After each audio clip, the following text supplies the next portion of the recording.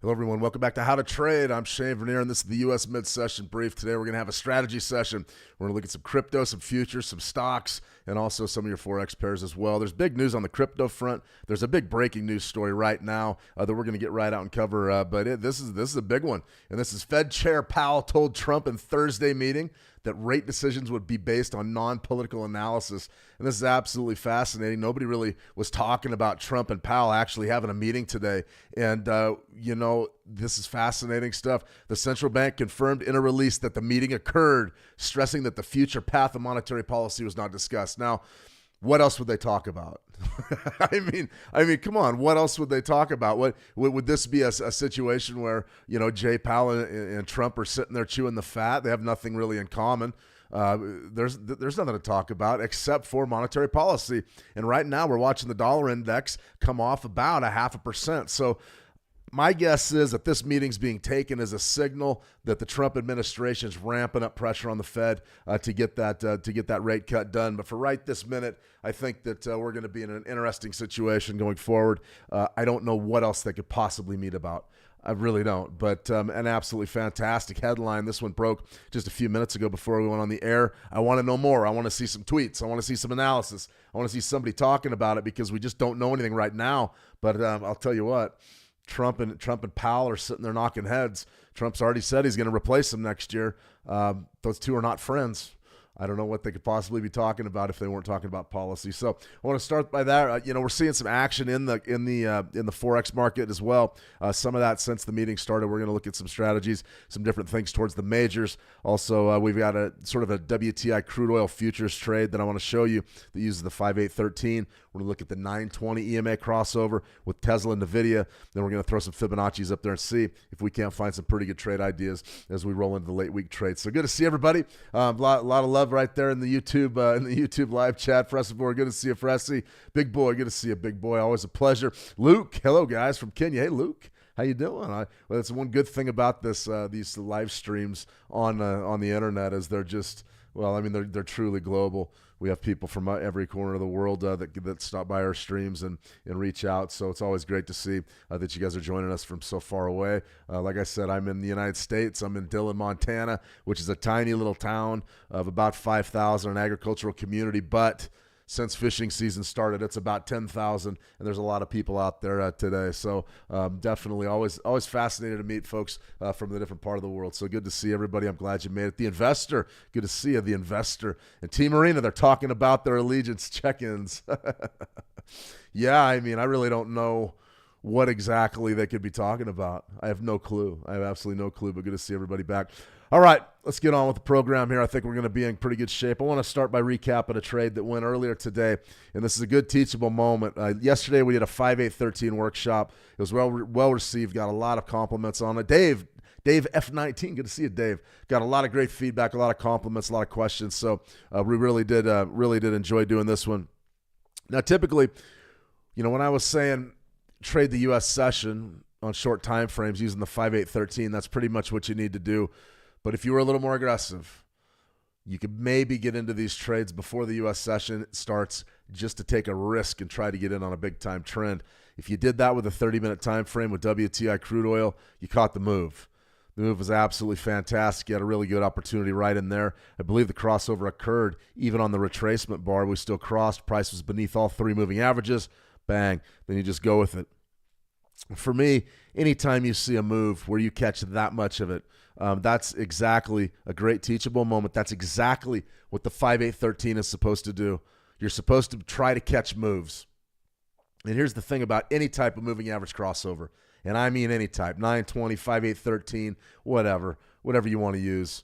You need to know when to trade it. Now, was there a way that we could have approached this trade before the U.S. session started? Yeah, you could have just taken a shot on a crossover and just went to ride it out. The only good thing about that trade is your entry point's right in there, and you had sort of a tight stop loss. You knew exactly where your stop loss had to be. So right there would have been your stop above that swing high that developed on the London Open. And then you came down here a few hours later, got the opportunity to take the sell. Stop loss was right up there beautifully. And then you're just trending south the rest of the day. That's a high risk trade. A lot of times you're going to be in a situation where, okay, you're going to want to take something maybe before the market, and you're going to run into stuff like this, which is just death. I mean, it really is. It's just death for a crossover trader. So you got to be careful about when you execute these trades. This one was a great trade. Look at it. I mean, how many percent did you catch? 1.5%, something like that. It was a great trade. It's a trend day down for WTI crude futures. That's a good, solid play. The thing is, you're just going to have to be consistent with it. You can't just show up one day and say, okay, I'm going to take the pre-market trade, and then the next day don't take the pre-market trade. This was a pretty darn good one. And we got the big move out of it. So sort of a teachable moment there with the 5-8-13. I think that a lot of folks really like that strategy to trade short time frames. I love the 30-minute chart during the U.S. session, and I think that you got a pretty good chance to make a few bucks trading that way. Just got to make sure you got your stop loss down, and then you just start shooting for what you think, 1-2, 1-3, 1-4. This was about a 1-5 or a 1-6 move. That's a huge one. You don't have to hit very many of those, but you got to hit some of them to be profitable. That's for sure. Let me see. T. Marina, don't forget you're up the street from Yellowstone. Everybody's piling into Yellowstone. There was some guy from Florida yesterday that got gored by a buffalo, or a bison, actually. They have bison in Yellowstone. I don't know if you guys have ever seen a bison on the ground, on the hoof. They're so big. I don't know why anybody would get near one, but the guy took a horn to the ribs. That's tough. Yeah, it's pretty fun, T. Let me see. Yeah. Let me see. T. Marine, I tried to get in on this, Shane, just when you mentioned before the U.S. session, but piddled away my stop loss in levels and missed it. I understand completely. It was sort of a tough type of a trade to get. You almost had to be, like I would have had to be in front of the screen at 3:30 in the morning to execute that trade, and I wasn't, not this week, maybe next week. But pretty good trade nonetheless. Definitely, if you want to trade any of these ideas, check out switchmarkets.com. They'll get you up and running with any market, thousands of markets on tap, and definitely a lot that you can tackle, a lot that you could really engage there and attempt to get profitable. And those are for international clients. If you're in the U.S., we'll have to figure out a different place for you to trade, because switches, as of right now, it is just servicing international clients. Plenty of markets, so pretty good at commissions, nice and tight spreads. So go ahead and check out Switch if you're interested in a broker. As far as this week goes, it was a Memorial Day week. I being here has sort of been an interesting experience. This week I've seen nobody really working. I've seen a lot of people going fishing and nobody really working. So I felt like this week was going to be a unique, really maybe a tough week to actually trade, but it's been okay. It hasn't been great. I'm looking for a big day tomorrow. I like today. We got good price action today, but we're going to talk a little bit about GDP and the weekly jobless claims. Not much happened in the FOMC minutes, so we're pretty much going to skip it. But I thought that Jay Powell and Trump meeting during the during the U.S. session is absolutely fascinating. That's going to get us onto the Forex. Tomorrow is today's GDP weekly jobless claims. The weekly jobless don't mean much. GDP did get revised up a little bit. We're We're going to talk about that briefly, very briefly. And then tomorrow, the core PCE price index. And we're going to be probably trading the fallout of the PC price index. I moved the stream right to the U.S. Open tomorrow, so we're going to get in there and do some. We're not going to use live ammunition or live rounds, but we're going to play some demo trades and see if we can't just maybe get a couple strategies to hit. And that's what we'll be looking to do tomorrow. So be sure to join us right there for the U.S. Open, 9:30 a.m. Eastern. I'm going to go ahead and cover that absolutely live. Let me see a Bison attack. Oh, it wasn't much of an attack. I mean, Bison don't go out of their way to attack you. You got to be pretty stupid and get way too close to them, and then then it doesn't go so well. They're too big. Okay, so let's see. Tuesday, Wednesday, Thursday. Remember, it's pedal to the metal on Thursdays. We're trading our game plan, and we're going to be aggressive. Trade follow-up right here. I put out this buying opportunity in gold the other day.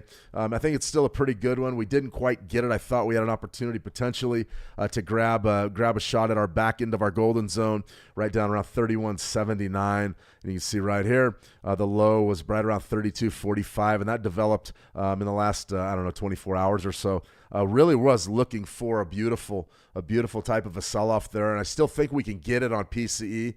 I really do think that tomorrow's inflation numbers, we can get it, but we're just going to have to be cognizant that this market is extremely active. And right now, you're seeing gold rally off of the weekly lows, and it's doing it because the U.S. dollar is slipping. So our trade analysis is still valid. We're looking at that 31.79 zone somewhere right down in there. Something akin to that's going to be fantastic. You can see the back end of your golden zone, 62% retracement, also is converging right there with that 13-period EMA, which is my personal favorite. The 13-period EMA, 62% is pretty good. Got some nice criticism today on YouTube. Somebody was critiquing the Fibonacci Golden Zone video. Just remember, the videos are a place for you to begin. We're not going to, I mean, realistically, you can't really sit there and define everything and run through every little bit. I mean, I'm not going to go into depth and talk about how the Fibonacci numbers are derived.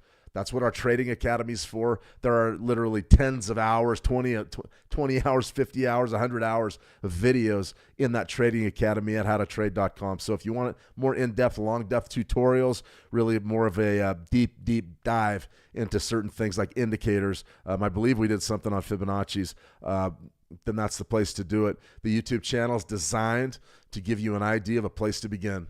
And as far as the golden zone goes, I have to say it's pretty easy. The golden zone, the Fibonacci golden zone is the area between the 50 and the 62%. I love the back end of the golden zone. The closer it gets to 62%, the more I like it as a support level. No question about it. Absolutely no question about it. So you're going to want to watch the video, maybe do a little added research, and check out the Trading Academy. There's lots of stuff in there, and you could definitely get up to speed, relatively quickly.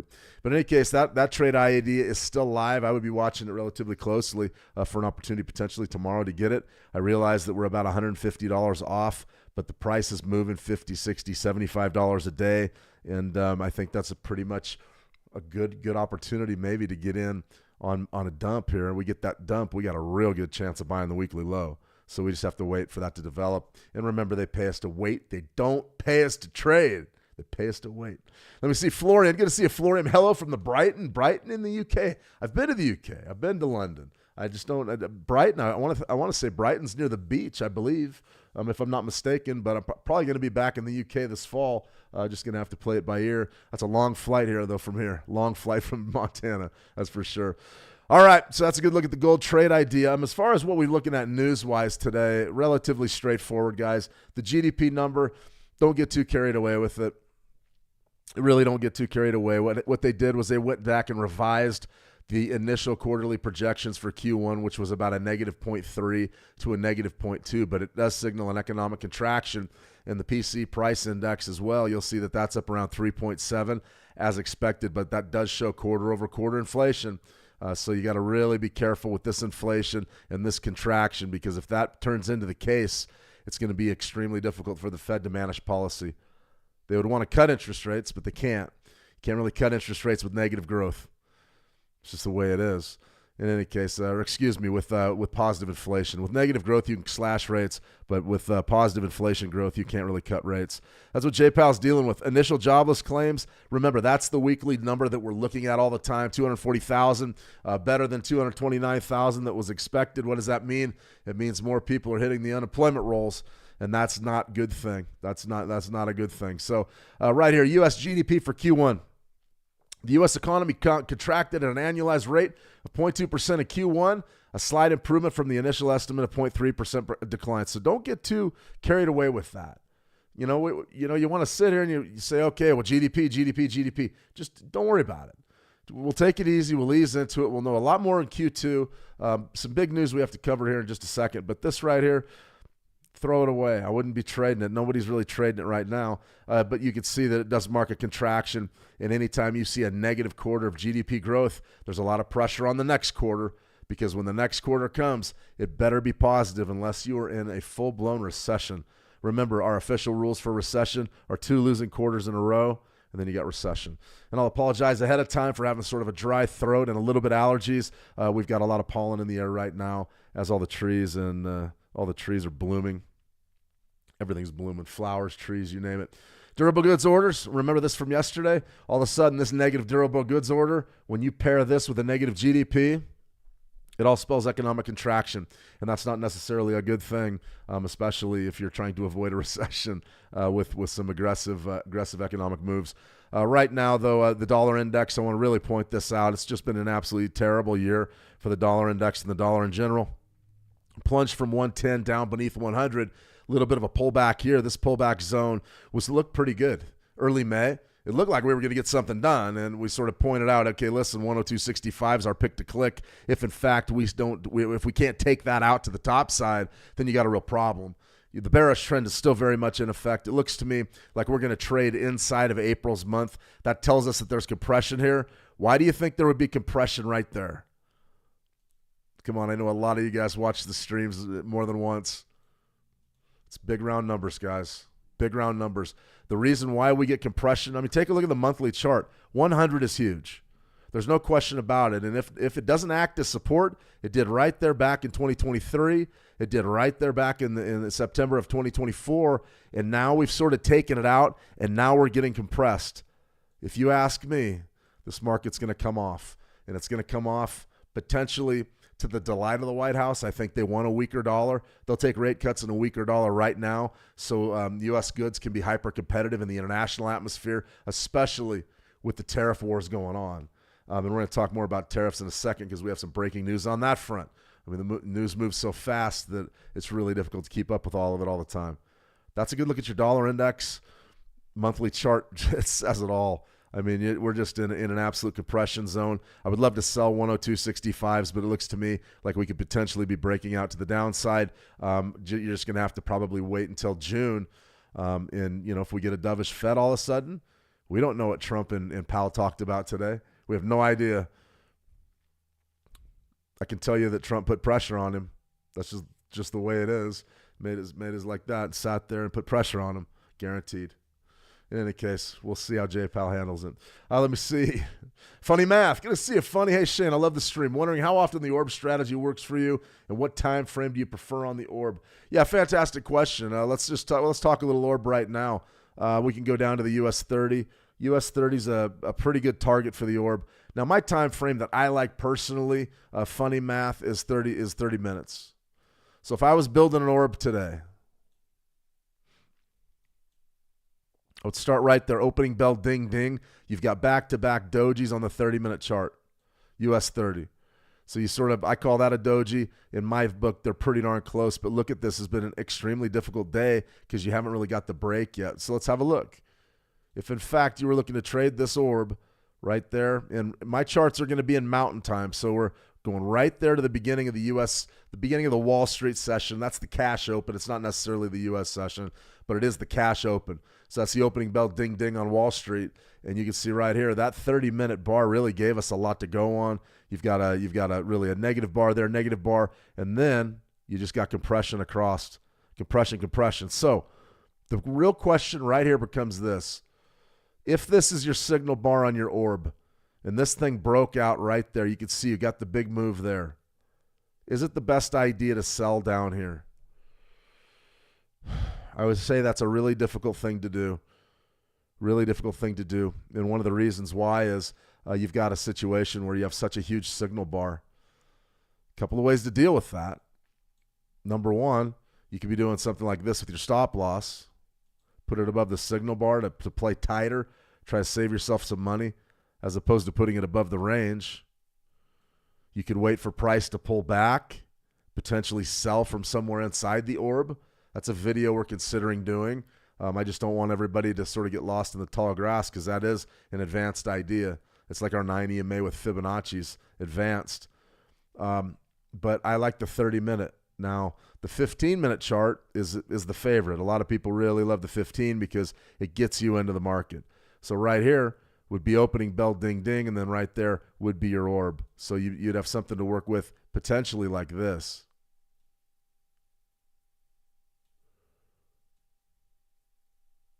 Nothing wrong with trading the 15-minute. Just make sure you do it at the right time. So if you're trading a 15-minute chart, you did better. This was your entry point where right here potentially right on this close. Maybe. If not, worst case scenario would be on that bar close there. Something like that. You still got a pretty good move. So to me, 6 of one, half a dozen of the other. It just depends on what you want to do. I would much rather be patient with the 30-minute chart, but the 15-minute chart can help you. The 15-minute chart can help you, funny math. So that's what I would do. As far as how often the orb strategy works for you, well, I mean, in these markets with Trump and the tariffs and the volatility and all the big breaks, the big trend days that we've seen in stocks, in the US 30, in the US 500, in the US 100, it's really been a pretty good strategy this year. It really has been. A lot of players, and by players I mean traders, a lot of traders have made a lot of money just playing opening range breakouts in the US stock market this year. They have. The problem is if you go back to last summer when the Biden administration was in there and there really wasn't any news, the number of trend days we had was not even close to what we have today. It seems like these markets trend at least once a week. Now, what does that mean for a winning percentage? For me, I love a 1-to-1 risk versus reward. That gives you a chance to win a lot.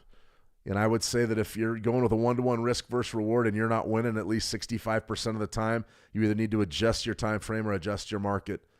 That's what you need to be. That would be exactly how I judge it. Now, if you get out to a 1-to-2 risk versus reward or a 1-to-3, 1-to-2, you probably need to be hitting 40%, somewhere in there. If you could hit a 1-to-2 risk versus reward 60% of the time, man, I'd shake your hand. I'd say, well, you have a license to print money. But the reality of it is, the bigger those profit targets get, the less you're going to hit them. That's just the way that it is. And so I don't think there's anything wrong with trying to hit the home runs, the 1-to-5s, the 1-to-6s, the 1-to-7s, but it's really a difficult way to live because those consecutive losers, that's what really hurts you with the orb. So with me, I like 1-to-1. I like hitting the profit targets. I like the money coming in. Like this is a fantastic example. If you're using the 15-minute chart in a 1-to-1, you cashed in right down here. You made the money. Now you're taking some real heat. It's tough. It's tough. You got to decide all that for yourself. 15 to 30 minutes are a good place to begin, though, with the orb. I like 1-to-1, but don't go underneath 1-to-1. You won't be able to make it trying to scalp a quarter or a 1-to-4, something like that, or 4-to-1. You can't make it. It's too hard. You got to win too many trades. So I hope that helps a little bit. Funny. Let me see. Dylan. Yeah, good to see you. Dylan, welcome. Hey, Shane, thanks for the recommendation. EMA scalping strategy. It really made me profitable. You're absolutely welcome, Dylan. Any questions you guys have, be sure to reach out and ask. Yeah, 1-to-1's the best so far. It's pretty steady. It keeps you in the game and, trending markets. So you definitely, it's hard sometimes. When the market's trending, you want to take those big moves. Let's take a look at a quick orb here. E-mini NASDAQ futures. What's this one look like?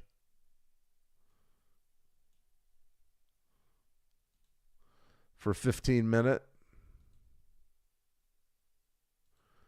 going to be something like that. 15.15. So your entry is going to be somewhere right in there. Where should the stop loss be? Well, like I said, you always have you have multiple options on your stop loss. Right above the signal bar. And if you're playing a 1-to-1, I'm just eyeballing these. Probably got paid. I mean, you probably got paid. If you're going for 1-to-2, you're still in the market. Something like that. There's nothing wrong with that. If you backed up to a 30-minute chart here on the NASDAQ, what do you think?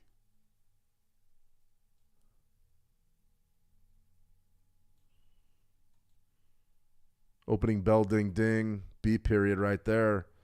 You're in trouble because you're short from down here. Something like that. Stop loss could be right here, though.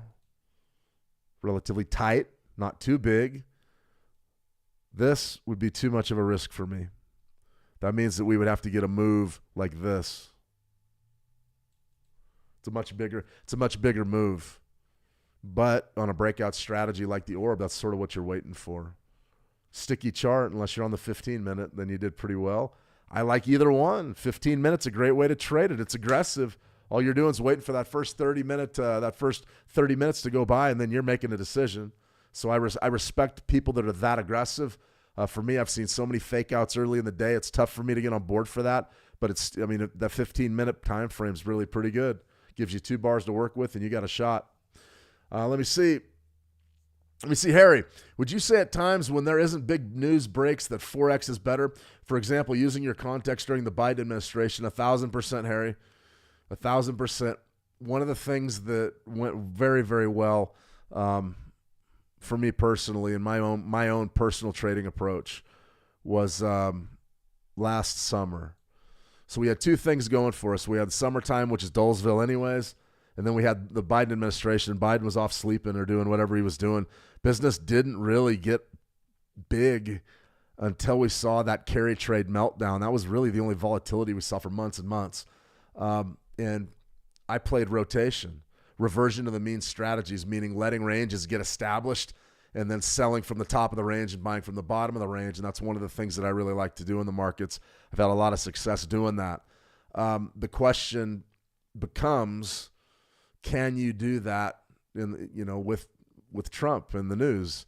And I found it to be more challenging. I've seen numbers, strong levels get wiped out. I've seen ranges just not established, just trend day after trend day after trend day, and that's tough. That really is tough. But to answer your question, the Forex by its nature is rotational. The Forex, this is a good example right here. The EURUSD is actually broken out. I mean, we're seeing some movement here, and this is another one where you're up almost 0.75%, 0.64%. That's a big move for the EURUSD. But there was a time on this daily, I mean, you can see you got big moves there, but take a look at this, back in here. That's rotation central. That's easy to trade. I mean, in my view, it was really easy to trade. This was sort of right around the end of last year, something like this. The market started moving right around that carry trade meltdown, and then we saw a little bit of action here in the fall, a little bit of a pullback there, and then you had election day, and the market started moving, but then it just went sideways.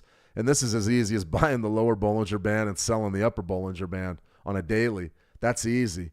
So when you see the daily ranges really shrink like this, something like this, it is pretty easy to trade it. What you're looking for is coming into the U.S. session, you just want to see the overnight high and the overnight low, and you're just building an envelope and playing off of each one. It's not that hard. But if you're trying to play orb breakouts on the Forex chart, then you're going to be in trouble, especially when these daily ranges, when we start seeing inside days like that, bang, bang, bang, that's tough. I mean, that really is tough. So, if you're a trend trader, you've got to have the market move or you're not going to be able to trade. But when the market shrinks down, the Forex is a great way, an absolute great way to do business. All right. Let's have a look at a couple other concepts here, and then we'll go ahead and call it a day. Pretty good strategy session, though. That spike high right there is what I'm watching, 114.18. I'm watching that relatively closely here for the EURUSD. Potential resistance there, and there's a pretty nice liquidity sweep right here. And that was back on the 21st of April. And you can see your high right up there is 115.69. So if you were looking to take maybe a short, I probably would back off. I would back off my time frame, maybe to say a monthly. And I'd say, okay, what do we got? Don't really have any double tops, but we do have an upper extreme. Really no Fibonacci's to speak of. The buy side of this was the place to be. We put that trade idea out weeks ago. As far as the way to attack this right this minute, you got to have a bullish bias right now, at least until we get right up towards that 116 threshold, 115.73-ish.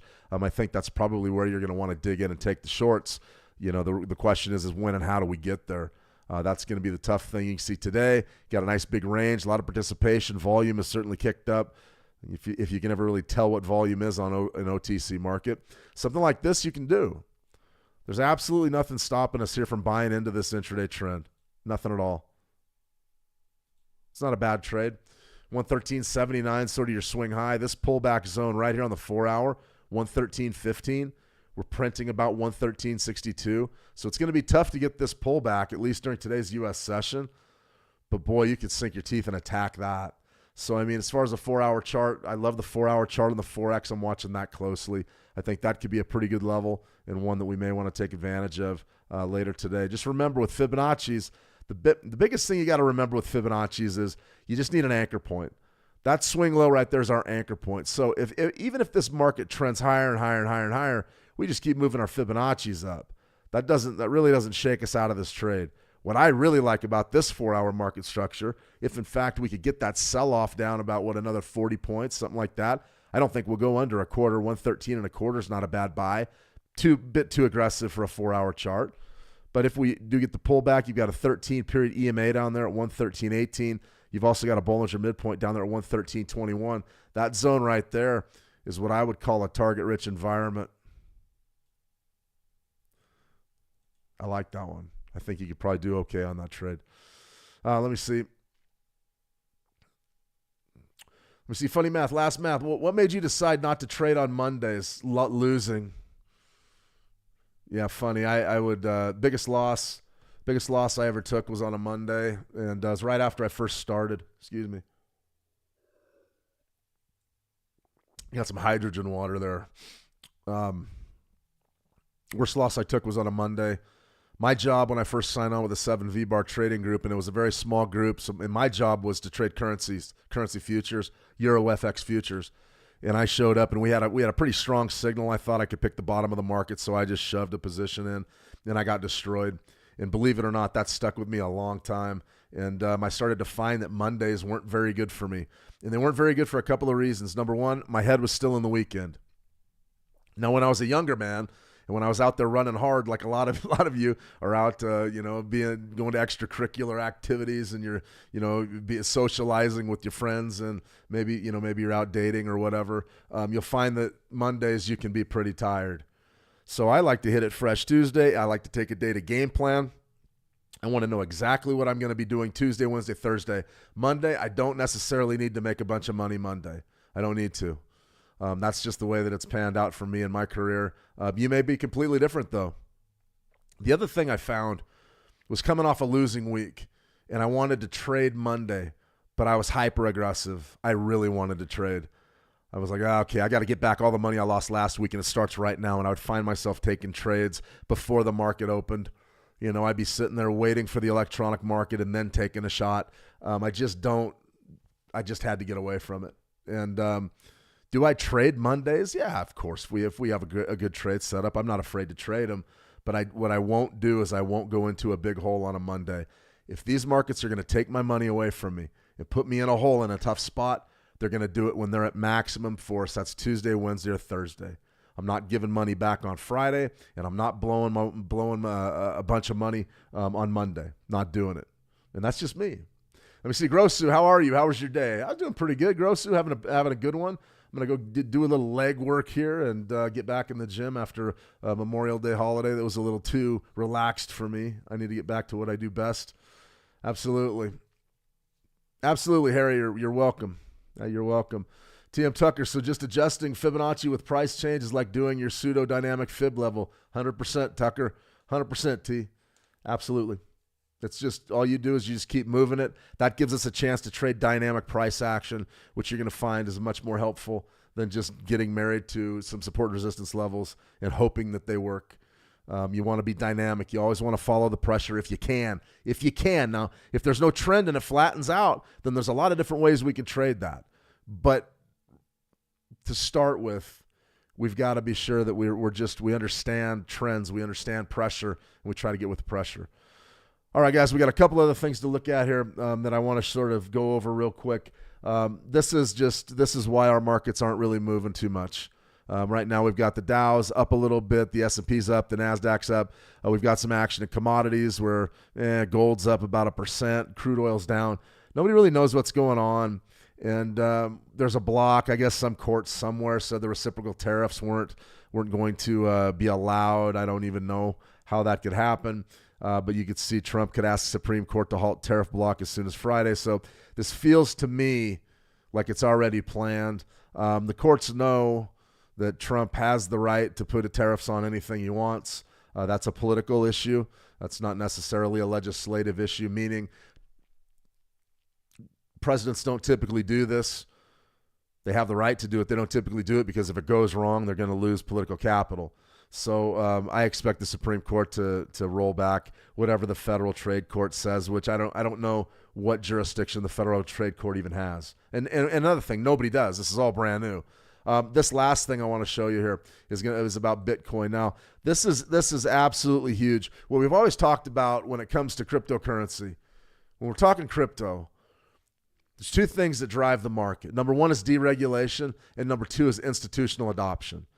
Now, institutional adoption is when we see J.P. Morgan and Goldman and Sachs and Bank of America and all these different folks get into the custody business, meaning they're going to manage accounts denominated in crypto. That's institutional adoption. Governments buying crypto. Those are institutional. That's big blocks of money. Hedge funds, ETFs. That's all institutional stuff. And as we see that grow, then you typically see the values of these assets grow because there's more stability in the market.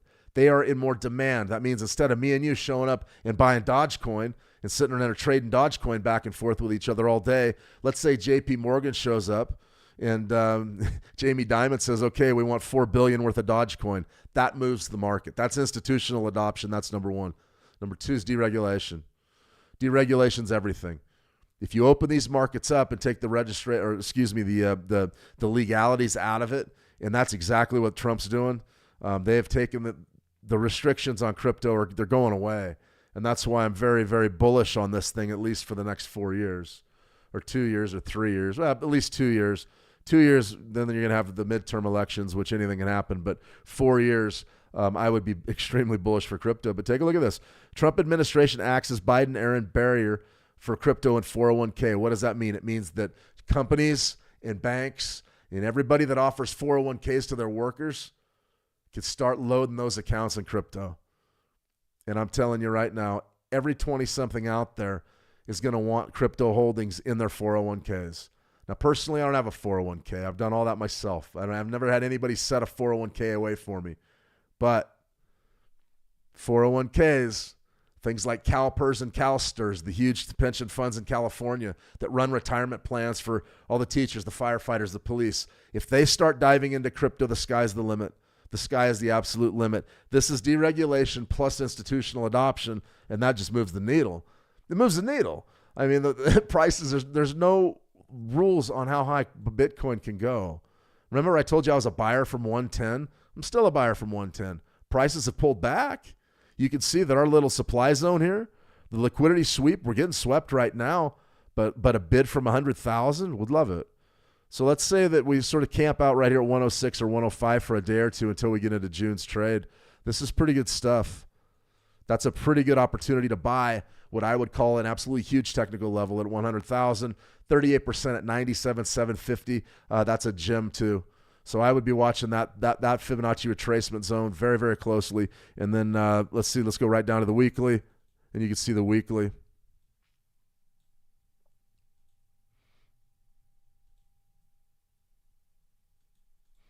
There you have it.